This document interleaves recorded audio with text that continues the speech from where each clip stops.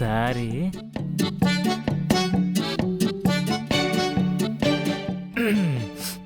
తమ్ముడు బాహుబలి ఏం కావాలమ్మా? ఏమీ వద్దన్నా. రాణి దేవసేన నీకేమైనా కావాలమ్మా?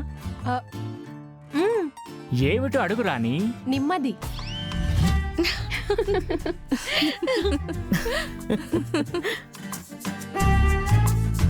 నీ బామ్మ రాజారాని అనుకోవాలని నేను డెవలిస్తే నా ముందే రేంజ్ చూపిస్తోంది. ఇంటికొస్తారుగా, చూసుకుంటాను.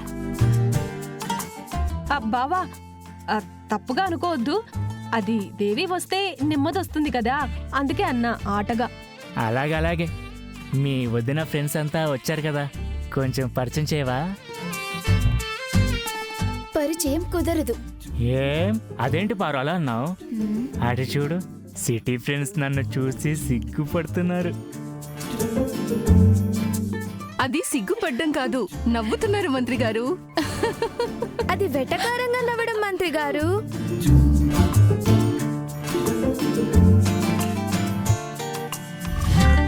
అవునా అమ్మి? పారు, నువ్వు అతన్ని పెళ్లి చేసుకోకపోవడమే మంచిదైంది. నా గురించి చెవిలో ఏదో చెప్తుందా అమ్మి? ఆ విన్నావంటే విషం తాగి చస్తావు, అంత మాట అంది. ఏయ్ మేకజడా, అతని మొహం చూడు ఎలా ఉందో, పిండి పారేసిన నిమ్మ చెక్కలా ఉంది. ఎలా మాట్లాడుతున్నాడు చూడు. బామ్మగారు, మేం మాస్తికపుర రాజవంశం వాళ్ళం, కాస్త చూసి మాట్లాడండి. మేం చూస్తూనే ఉన్నాం కదయ్యా నువ్వు మాట్లాడుతున్నది.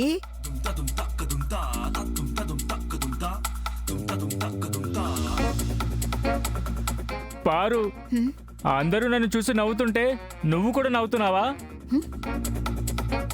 గౌరవ్, మీ మొహం చూస్తే ఏడుస్తూ ఇంటికెళ్ళి ప్రెగ్నెంట్ ని తీసుకొస్తారా?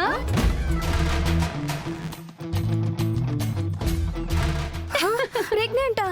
అయ్యో అక్క, అది ప్రెగ్నెంట్ కాదు, పేరెంట్స్. నేను అదేగా అన్నాను.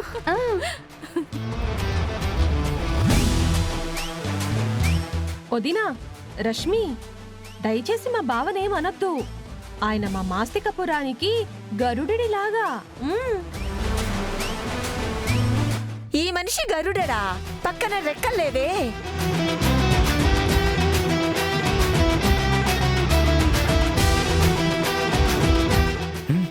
ఏయ్! ఇది చాలా చిన్నది. తో, అవమానం అవమానం.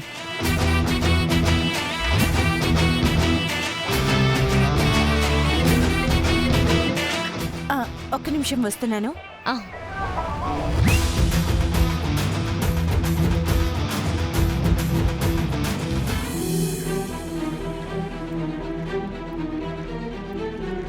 ఏంట్రా ఇలా ఈనిన గేదెలా నిలబడ్డావు? అన్నా, చాటుగా నిలబడ్డా. అదే అంటున్నాను, నువ్వు ఎప్పుడు ఇలా చెయ్యవు కదా, అందుకే అడుగుతున్నా ఎందుకు దాక్కున్నావా అని. అన్నా, అప్పుడు చెప్పాను కదన్నా, సమాధి దగ్గర గొడవ, అది వీళ్ళే. ఓ, రత్న నాకు తెలిసి ఇక్కడే ఉంది, కనిపిస్తే కష్టమని దాక్కుంటున్నాను. సరే సరే. ప్రతి సంవత్సరం జాతరలో నేను పులి పరిగెట్టినట్టు పరిగెట్టేవాడిని, కానీ ఈసారి కుక్కలాగా మూలకొచ్చి నిలబడ్డాను. అది ఎవరి వల్ల? ఆ ఓల్డ్ లేడీస్ వల్ల. అంతా నా కర్మ. ఏదో యమకింకరుల్లాగా నా వెంట తిరుగుతూ ఉన్నారు. మా నాన్న ఒక్కడు చాలడని వీళ్ళిద్దరూ పట్టుకున్నారు నన్ను. ఎవర్రా? ఓ డాడీ, అదే అనుకున్నా, నా వీపు మీద నువ్వు కాకుండా ఇంకెవరు కొడతారని. ఏంటన్నా చెప్పు. రే బుద్ధిలే నా కొడక, జాతరలో అందరితో కలిసి ఉండడం పోయి ఇక్కడ ఒక్కడవే బేతాళుడిలాగా ఊగిపోతూ ఉన్నావు. అటు పోరా. వెళ్తా. జనం వల్లే నే పైకొచ్చా, మా నాన్న వల్లే పైకి పోతా. పంపిస్తా.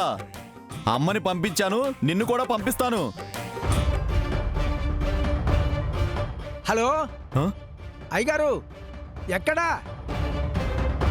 అయ్యగారు, అరే ఎందుకో ఒక పక్క గింగురుమంటోంది, చలికి దిబ్బడగా ఉంది. ఆ స్పీకర్లో పెడతాను, మాట్లాడండి. మాట్లాడండి. ఏంటో చిత్రి? అయ్యా, ఏం చెప్పాలి అయ్యగారు, ఆ కర్ణ ఉన్నాడు కదా, వాడొచ్చి ఆ రౌడీలందరినీ కొట్టి పారేశాడు. అయ్యగారు, ఎప్పుడైతే శివుడు కోనేట్లో దిగాడు. దిగ్బంధనం అయిపోయింది. అయ్యో పాపాత్ముల్లారా, అది చెప్పాలనే ఫోన్ చేశానయ్యా ఛత్రి. ఇక్కడ మహామహా మాంత్రికులు వాళ్ళ దివ్య దృష్టితో అన్ని చూసి చెప్పారు నాకు. శివుడు నీళ్ళలో నుంచి పైకి రావడం జరగదు, గుడి నుండి మాంకాలమ్మ బయటికి రావడం కూడా జరగదు. అయ్యగారు, ఇక్కడ మాంత్రికుడు అంటున్నాడు శివుడు ఆ దిగ్బంధనం నుంచి బయటపడాలంటే అతని తల్లి కన్నీరు కోనేటిలో పడాలంట. శివుడి తల్లి శారద మనసు పెట్టినా ఆమె బయటికి రావడం సాధ్యమే కాదు. ఎందుకంటే మాధవయ్య ఇంటి ముందే మన వాళ్ళు కాపలా కాస్తున్నారు. ఆ,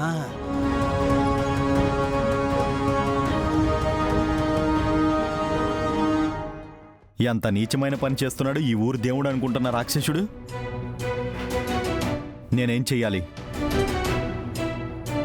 శారదమ్మను ఇక్కడికి ఎలా తీసుకురావాలి? అయ్యో భగవంతుడా, ఏం చెయ్యాలి? శారదమ్మ మా ఇంట్లో ఉన్న విషయం తెలిసి వీళ్ళు నేను వెళ్ళాలని ఎదురు చూస్తున్నారు. ఇది అడ్డం పెట్టుకుని ఇంకో సమస్య మొదలు పెడతారు. నేను వెళ్ళలేను. ఇంకా వేరే ఎవరు వెళ్తారు?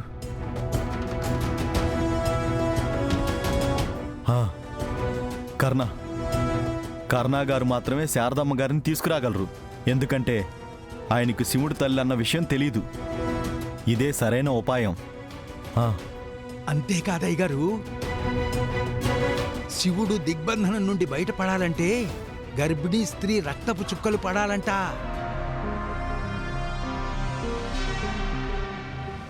అప్పుడే దిగ్బంధనం పోతుంది, శివుడు కోనేటి నుండి పైకొస్తాడు. ఇదంతా మాంత్రికుడే చెప్తున్నాడయ్యా. శివకి దిగ్బంధనమా? ఆ ఊర్లో ఏ గర్భిణీ స్త్రీ కూడా ఇంటి నుంచి బయటికి రావడం కుదరదు ఛత్రి. నేను వాళ్ళని రానివ్వను. అందుకు ఏమేం చేయాలో అన్ని ఏర్పాట్లు నేను చేసేశాను. శివుడు చేస్తాడు, మనం గెలుస్తాం. ఈ ఊరి జనం కోటగోడికి గుద్దుకునే గొర్రెల మందల అవుతారు.